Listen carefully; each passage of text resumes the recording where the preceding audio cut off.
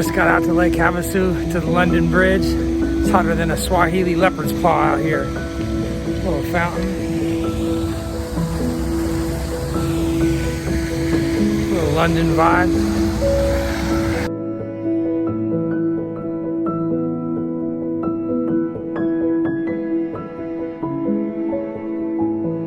English Village.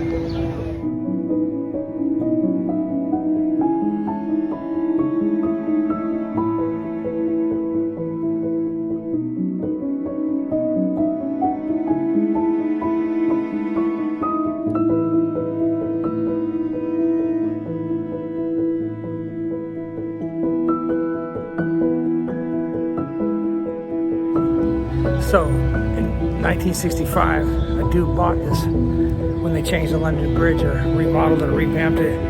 He went and bought this for $2.5 million. They took every brick, like some Legos, and reconfigured it, shipped it over here. That's the real London Bridge. Okay, I guess it cost him over $7 million just to put it back together, probably and transport it, but he did that. That is actually the London Bridge. So yeah, there you have it. You got 2.5 million plus a little 7 backup money. A lot you can do with that. It's pretty cool out here, but I ain't gonna lie. If I had $10 million, I'm not sure I'd be buying a bridge in Europe and reconfiguring it. But hey, to each his own. But it is what it is. So out here at the base of the actual London Bridge in Lake Havasu, Arizona. But you know what? I don't got a boat and I'm over 40, so I'm gonna get back on my bike and keep it pushing. Let's go check out the rest of the desert out around here.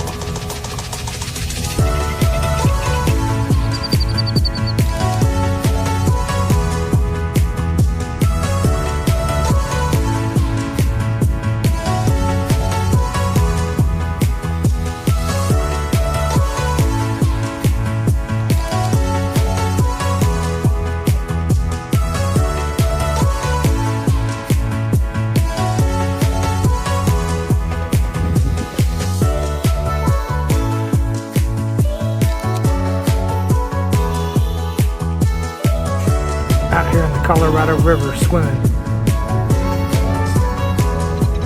Pretty cool, huh?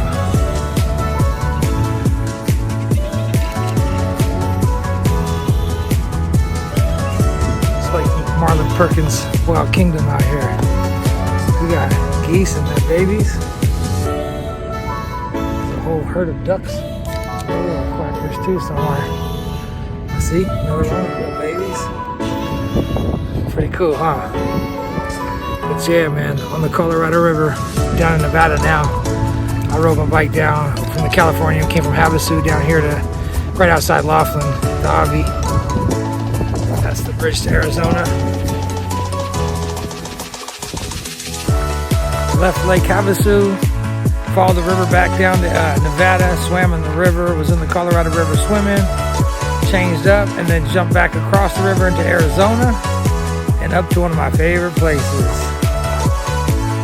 Boundary Cone, Route 66, and that way to Jackass Junction. We'll go check on some donkeys before the day's over and I get some dinner. Out here having an adventure in the desert. Been in California, Nevada, and Arizona, and back and forth, bouncing across the lines, which really is not much because we're right at the corner of all 3 states, but yes, sir. Out here in the beautiful desert, enjoying my adventure, living while I can.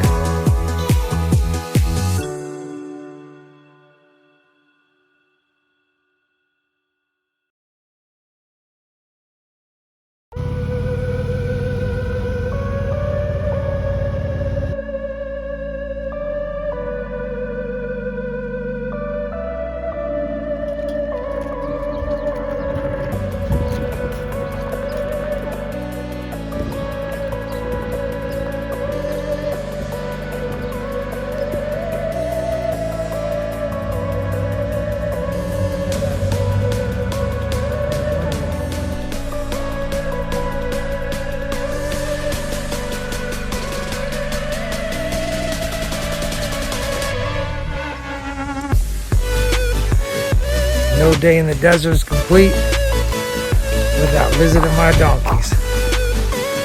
Jackass Junction. Welcome to Oatman.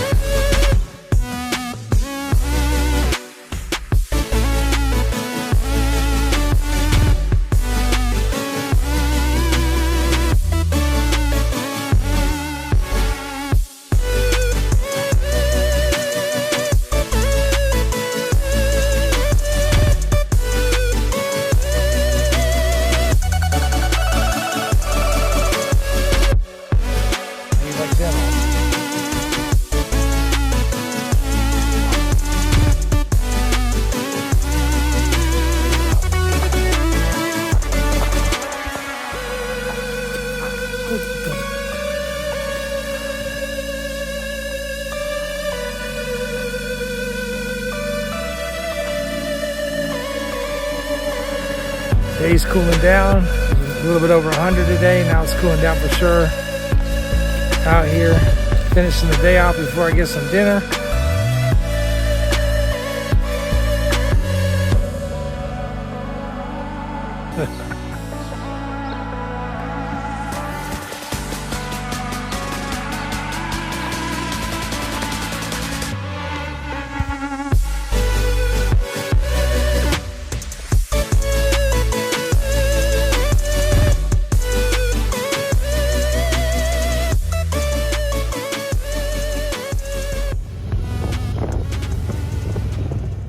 So I live at what I call the speed of life, where every second counts. Let me tell you a story. So me and my best friend Tony were riding, this is probably 10 years ago, and we burnt through a red light because we got tired of waiting, and we got across town ripping, and a kid in front of us was texting while the light turned yellow, and he slammed on his brakes, and we slammed into the kid. Actually, Tony didn't slam into him. Tony was able to get around one side, I wasn't. So when in doubt, throttle out. I hit it hard and just hit it full throttle and wrapped the crash bar of my old Road King around my leg.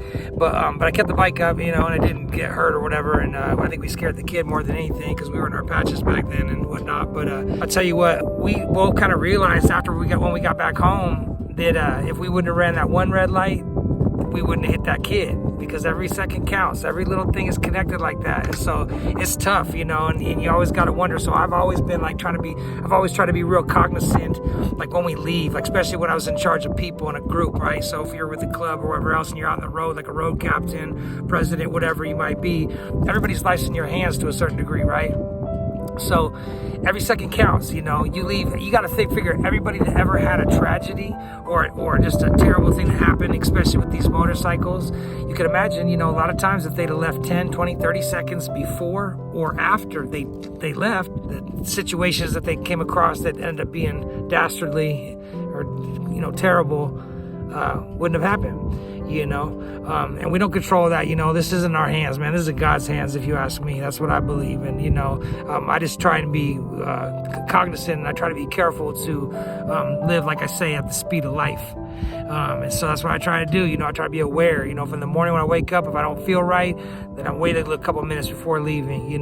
There's been a couple of times where I have not left. There's been a couple of times, my old club could tell you, where I've turned the whole pack around, where they want to go home and we're in the rain, and I just think, no, something ain't right. I can't visualize being home, getting home 6, 7, 8 hours later, where our final destination might be and whatnot. So I've turned whole packs around and upset guys that maybe didn't want to, wait till the next day to leave. And I've only done that a couple of times, but it's what I felt strongly inside my heart, like, nah, something ain't right. I just can't see forward. Like, I can't visualize what's going to happen or getting home. I can always visualize getting home. I can always see, like, I'll be swimming in my pool or kicking it with my son or doing something like that later, but I couldn't see it a couple of times. And so what I do, I turn around. Doesn't matter if everybody's mad or not, So anyways, every second counts out here in life, man. Miles don't matter.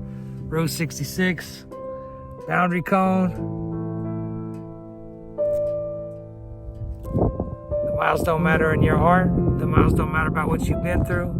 The miles don't matter at all, man. Not on these roads, not on these highways, not on Route 66. Just get out there and live life, man.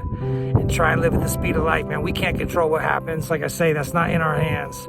But we can try to kind of be calm in our heart and try to be aware of about hearing that small voice and hearing, man, something don't seem right. Because a lot of times in life, it's cliche, but they say, when something doesn't feel right or doesn't set right in your heart, it probably isn't.